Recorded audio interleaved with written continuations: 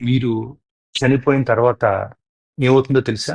మీ అంత్యక్రియలకండి కొన్ని గంటల తర్వాతే ఏడుపులు ఆగిపోతాయండి. వాళ్ళంతా మీ గురించి మాట్లాడడం మానేసి, భోజనాలు ఎలా ఏర్పాటు చేసుకోవాలో దాని గురించి చర్చించుకుంటారండి. పిల్లల్లో మళ్ళీ ఆడుకోవడం ప్రారంభిస్తారండి. కొంతమంది టీ తాగుతూనే బయటికెళ్తారండి. కొంతమంది బంధువులు వారి టూర్ ప్రణాళికలు మొదలు పెడతారండి.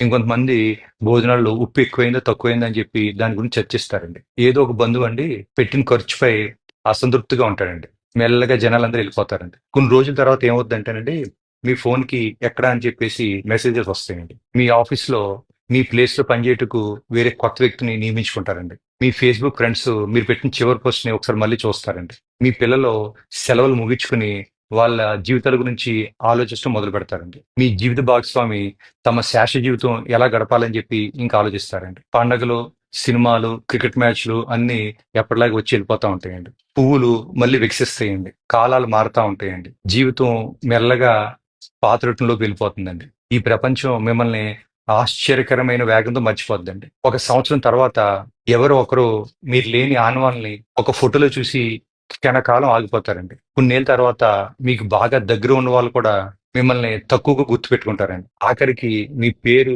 ఎవరో పలకని రోజు కూడా వస్తదండి. మీరు ఎంతమంది కోసం మీ జీవితం త్యాగం చేశారో, ఎన్ని రాత్రులు కష్టపడ్డారో, ఎన్ని రాత్రులు బాధపడ్డారో, ఎంతమంది కోసం మీరు బతకడం మానేశారో, అదంతా కూడా వారికి తాత్కాలికమేనండి. ఇప్పుడు నేను మీకు వేస్తున్న ప్రశ్న ఏంటంటే, ప్రపంచం మిమ్మల్ని మర్చిపోవడానికి వేచి ఉంది. మీరు ఎవరి కోసం పరిగెడుతున్నారు?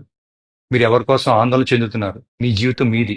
దాన్ని ఇతరుల అభిప్రాయాల కోసం త్యాగం చేయకండి. బంధుత్వాల కోసం నలిగిపోకండి. జీవితం ఒక్కసారే వస్తదండి. దాన్ని సజీవంగా, సంతృప్తిగా మీ మనసుకు నచ్చినట్టు జీవించండి. Thank you.